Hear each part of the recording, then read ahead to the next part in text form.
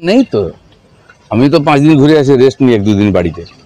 আপনাদের সঙ্গে কথা বলতে হবে কিনা, সকাল থেকে মিডিয়া তাদের সময় দেওয়া দরকার। বহু লোক দেখা করার জন্য আসেন আমার বাড়িতে, তাদের সময় দিতে হয়, সেটা তার কর্মসূচির মধ্যে থাকে না। এখন ওইটা নিয়ে আপনি খুব একটা ভাবিত না? না, আমি কোনোদিনই ভাবি দিয়েছিলাম। আমি 3 বছর ধরে কোন পলিটিক্যাল কর্মসূচিতে থাকি। আমি আমার কর্মসূচি তৈরি করি, সামাজিক প্রোগ্রামে যাই, ধার্মিক প্রোগ্রামে যাই, তো সব কর্মসূচি থাকবে। পাবলিক প্রোগ্রামেরই খালি কর্মসূচি থাকে, বাকি কিছু থাকে না। সৌমিত্র খাঁ বললেন ক্লোজ চ্যাপ্টার, নতুন করে আবার অশোক দিনদা অনেক কিছু আপনার বিরুদ্ধে বলতে শুরু করলেন। ওদিকে এক একদিন এক একজন নেতাকে ওরা অ্যাপয়েন্ট করছে আপনার বিরুদ্ধে। আর দেখে রাখুন কি হচ্ছে। এর আগেও বলেছে, আবার পায়ে হাত দিয়ে ক্ষমাও চেয়েছে। সেই জন্য যারা হঠাৎ বিজেপি তারা অনেক কিছুই বলবে, আর সবার উত্তর দেওয়ারও কোনো দরকার নেই।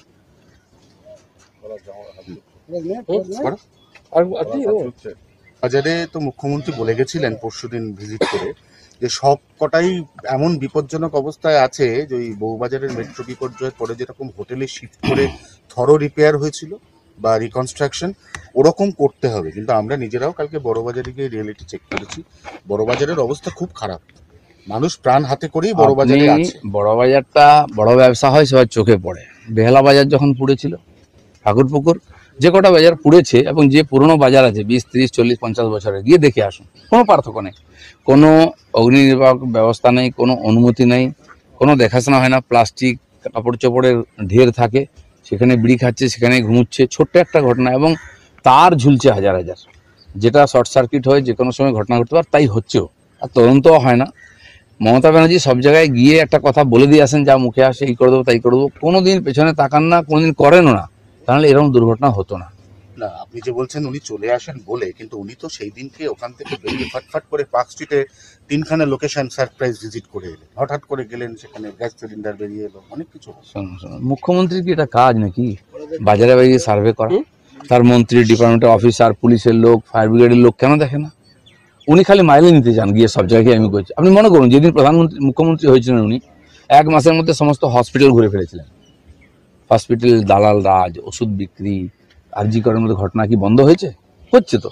উনি পলিটিক্যালি গিমিক করেন, দেখিয়ে দিলেন আমি বিরাট কিছু, আর আপনারা ওটা নিয়ে ব্যস্ত থাকেন। এই বলেছেন মুখ্যমন্ত্রী, এই গেছেন, ছবি দেখান। পরিবর্তন কি হয়েছে? আমি বলছি 15 বছর হয়ে গেল। বলুন তো, সেদিন আর আজকের মধ্যে এই যে প্রাথমিক পরিষেবাগুলোর কি পরিবর্তন হয়েছে? কোনো পরিবর্তন নেই, আর হবেও না। উনি চান না পরিবর্তন, উনি রাজনীতি করতে চান, আমরা তারই বিরোধিতা করি। দাদা, আপনার দীঘা দর্শন, মুখ্যমন্ত্রী সংঘাতে 2 বিধায়ক। অশোক দিনদা বলছেন দলকে ডোবাতেই মমতার সঙ্গে সাক্ষাৎ আপনার, আর সুশান্ত বলছেন সাক্ষাতে দোষ কোথায়? দেখুন, সবার বলার অধিকার আছে, এর পক্ষে বলে। আমি কারো সমর্থন চাই না, আমি নিজের প্রিন্সিপাল অনুযায়ী কাজ করি। আপনারা জানেন, আগেও আপনারা তর্ক করতেন, বিরোধীরা আমার বিরোধিতা করতো, বুদ্ধিজীবীরা বলতো, ওখানে এখন বলে না। আমি দিল্লিতে যখন হাজার হাজার লোককে নিয়ে জয়েন করানো হয়েছিল না, কে হেলিকপ্টারে, কে বিমানে, আমাকে ডাকা হতো, আসুন জয়েন করার। আমি বলেছিলাম, আমি বাংলায় রাজনীতি করি, এখানে পাঠান, এখানে জয়েন করেন, এরাই রাজনীতি করবো। তাহলে আমি ভরসা করি না। আমি কোনোদিন যাইনি। দিল্লির লোক বলতে পারে যা কথা শোনে না, কিন্তু ওটা আমার কাজ না। আমি জানি আমার কি কাজ আছে। আমি কারো বাড়ির সামনে কোনো হাত জোর করে দাঁড়াইনি। দিল্লি গিয়ে কোনোদিন কাউকে পরিক্রমা করিনি, কারো অ্যাপয়েন্টমেন্ট চাইনি। কিন্তু পার্টি দাঁড় করিয়েছি, তার জন্য যারা আজকে বড় বড় কথা বলছেন, ভিন্ন পার্টি থেকে এসেছেন। যেন কে কি বললো, দিলীপ ঘোষের প্রিন্সিপাল পরিষ্কার আছে। আমি বললাম যে আমি যে সৌজন্য দেখিয়েছি মমতা ব্যানার্জির আহ্বানে গিয়ে, উনি তো দেখাতে পারেননি সেটা।